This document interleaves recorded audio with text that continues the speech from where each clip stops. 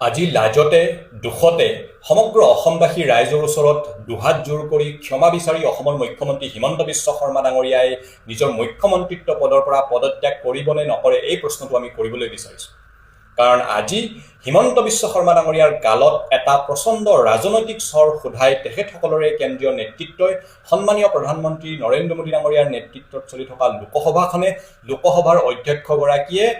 কংগ্ৰেছৰ সাংসদ তথা অসম প্ৰদেশ কংগ্ৰেছৰ সভাপতি গৌৰৱ গগৈ ডাঙৰীয়াক ভাৰতবৰ্ষ আৰু ফিলিপাইনছৰ মৈত্ৰীৰ কাৰণে যি গোট গঠিত হৈছে সেই গোটৰ অধ্যক্ষ হিচাপে নিযুক্তি দিছে। আৰু আমি ভাবোঁ এই প্ৰচণ্ড ৰাজনৈতিক স্বৰটো হোৱাৰ পাছত নিজৰ নৈতিক দায়িত্ব স্বীকাৰ কৰি অসমৰ মুখ্যমন্ত্ৰী হিমন্ত বিশ্ব শৰ্মা ডাঙৰীয়াই পদত্যাগ কৰিব লাগে আৰু অসমবাসী ৰাইজৰ ওচৰতো ক্ষমা বিচাৰি যাব লাগে। কাৰণ যোৱা এটা বছৰে তেখেতে গৌৰৱ গগৈ ডাঙৰীয়াক পাকিস্তানী এজেণ্ট সজাবলৈ চেষ্টা কৰি থাকিলে আৰু বাৰম্বাৰ বিফল হ'ল।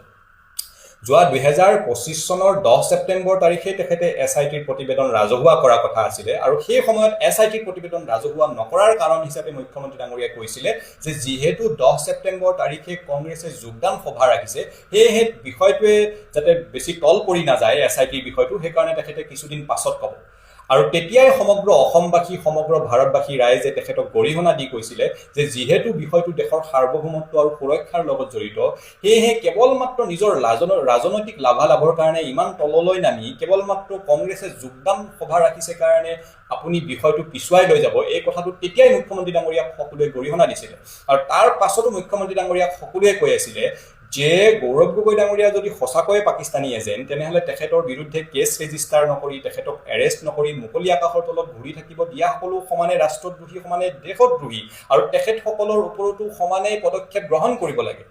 আৰু শেষত যেতিয়া মুখ্যমন্ত্ৰী ডাঙৰীয়াই SITৰ প্ৰতিবেদন ৰাজহুৱা কৰিলে, ৰাজহুৱা কৰাৰ পাছত সমগ্ৰ অসমবাসী সমগ্ৰ ভাৰতবাসী ৰাইজে বুজি পালে যে ৰাজনৈতিক অভিসন্ধি ৰচি মুখ্যমন্ত্ৰী ডাঙৰীয়াই এই নাটকখন ৰচিছিলে আৰু সেই নাটকৰ জৱনিকা একেবাৰে বৰ বেয়াকৈ পৰিছিলে আৰু ৰাষ্ট্ৰীয় সংবাদ মাধ্যমৰ সন্মুখতো হিমন্ত বিশ্ব শৰ্মা ডাঙৰীয়াই লাজ পাবলগীয়া হৈছিলে, মুখ ঠেকেচা খাবলগীয়া হৈছিলে।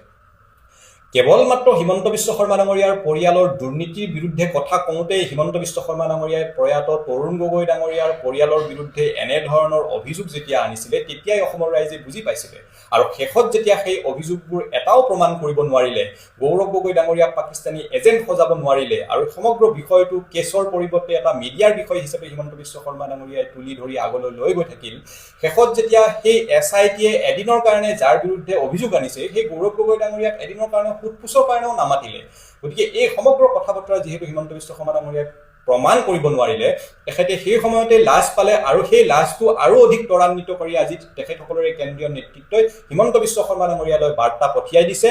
যে মানুহৰ বিৰুদ্ধে ইমান তললৈ নামি ষড়যন্ত্ৰ কৰিবলৈ নাপায়। আৰু তাৰে উদাহৰণ স্বৰূপে আজি গৌৰৱ গগৈ ডাঙৰীয়াক তেখেতসকলৰে চৰকাৰৰ নেতৃত্বত চলি থকা লোকসভাখনে ইমান ডাঙৰ এটা সন্মানেৰে বিভূষিত কৰিছে, ইমান ডাঙৰ সন্মান যাচিছে। গতিকে আমি ভাবোঁ নিজৰ নৈতিক দায়িত্ব স্বীকাৰ কৰি নিজৰ লাজটো গ্ৰহণ কৰি হিমন্ত বিশ্ব শৰ্মা ডাঙৰীয়াই মুখ্যমন্ত্ৰীত্ব পদৰ পৰা পদত্যাগ কৰিব লাগে। কাৰণ তেখেতে প্ৰতিদিনে মিছা কথা ক'ব পাৰে, তেখেতে প্ৰতিদিনে মিছা কথা কৈ ধৰাটো পৰিব পাৰে, কিন্তু অসমৰ ৰাইজে প্ৰতিদিনৰ তেখেতৰ মিছা কথাটো গ্ৰহণ নকৰে।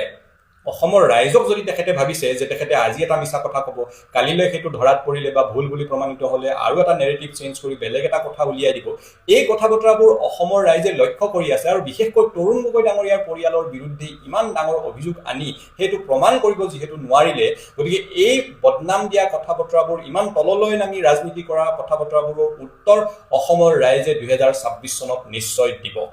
ধন্যবাদ। জয় আই অসম।